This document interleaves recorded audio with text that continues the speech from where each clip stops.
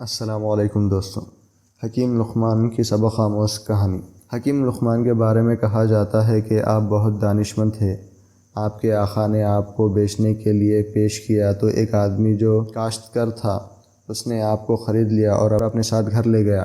آپ سارا دن اس کی خدمت میں مصروف رہے حتیٰ کہ رات ہو گئی۔ جب آپ نے عشاء کی نماز پڑھی تو آپ کا آقا سو گیا، لہٰذا آپ ایک خالی کمرے میں تشریف لے گئے اور نماز ادا کرنے لگے۔ جب رات ایک پہر بیت چکی تو آپ نے اپنے آقا سے کہا، ارے آقا، جنت کو آراستہ کر دیا گیا ہے اور جہنم کو بھڑکا دیا گیا ہے۔ جو شخص آخرت کی نعمتوں کو حاصل کرنا چاہتا ہے وہ اتنا زیادہ سویا نہیں کرتا۔ مالک نے جواب دیا، اے غلام، چلے جاؤ، میرا رب بہت غفور الرحیم ہے۔ یہ کہہ کر وہ پھر سو گیا اور حکیم لقمان اپنی جگہ واپس آ گئے اور پھر نماز میں مشغول ہو گئے۔ جب رات کا دوسرا پہر بھی گزر گیا تو وہ پھر اپنے آقا کے پاس آئے اور اس کو ہلا کر کہنے لگے، جو وقت گزر گیا وہ تو گزر گیا، ابھی اٹھ جائیں اور باقی وقت میں اللہ کی رحمت طلب کر لیجئے اور آخرت کے لیے کچھ سامان تیار کر لے، کیونکہ تھوڑی ہی دیر بعد تجھے آخرت کے سفر پر روانہ ہونا ہے۔ پھر مالک نے وہی جواب دیا۔ حکیم لقمان پھر اپنی جگہ واپس آ گئے اور نماز ادا کرنے لگے۔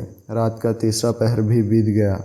صبح ہونے کے قریب ہو گئی تو آپ پھر اپنے مالک کے پاس گئے اور کہا، میرے آقا، اب تو پرندے بھی اپنے گھونسلوں سے نکل کر ذکر میں مشغول ہو چکے ہیں۔ مالک نے جواب دیا، اے غلام، مجھے کچھ اور دیر سونے دو۔ حکیم لقمان پھر واپس چلے گئے اور صبح کی نماز ادا کرنے لگے۔ نماز کے بعد اپنے کام میں مصروف ہو گئے۔ اتنے میں آپ کا آقا بھی بیدار ہو گیا۔ اس نے آپ کو 10 کلو جو دیے اور کہا کہ جاؤ اور ان کو زمین میں کاشت کر دو۔ حکیم لقمان وہ جو لے کر اپنے پڑوسی کے پاس گئے اور جو اس کو دے دی اور اس کے بدلے میں باجرہ اس سے لے لیا اور زمین میں باجرہ کاشت کر دیا۔ کچھ عرصے کے بعد وہ باجرہ اگ گیا تو حکیم لقمان اور ان کا مالک زمین میں چکر لگا رہے تھے۔ جب اس نے زمین میں باجرہ اگا دیکھا تو کہنے لگا، اے لقمان، میں نے تو تجھے کہا تھا کہ زمین میں جو بونا ہے، لیکن تو نے باجرہ کیسے بو دیا؟ حکیم لقمان نے کہا، میرا رب بڑا غفور الرحیم ہے، وہ ضرور اس میں سے جو اگا دے گا۔ مالک نے کہا، تو نے درست کہا ہے، لیکن جب تو زمین میں باجرہ بوئے گا تو اس میں سے جو کیسے نکلے گا؟ اس پر حکیم لقمان نے فرمایا، بالکل اسی طرح میرے آقا، جب آپ غافلوں کی طرح پڑے سوتے رہیں گے تو صالحین کے درجے کو کیسے پا سکیں گے اور قیامت کے دن اللہ تعالیٰ سے بخشش کیسے طلب کریں گے؟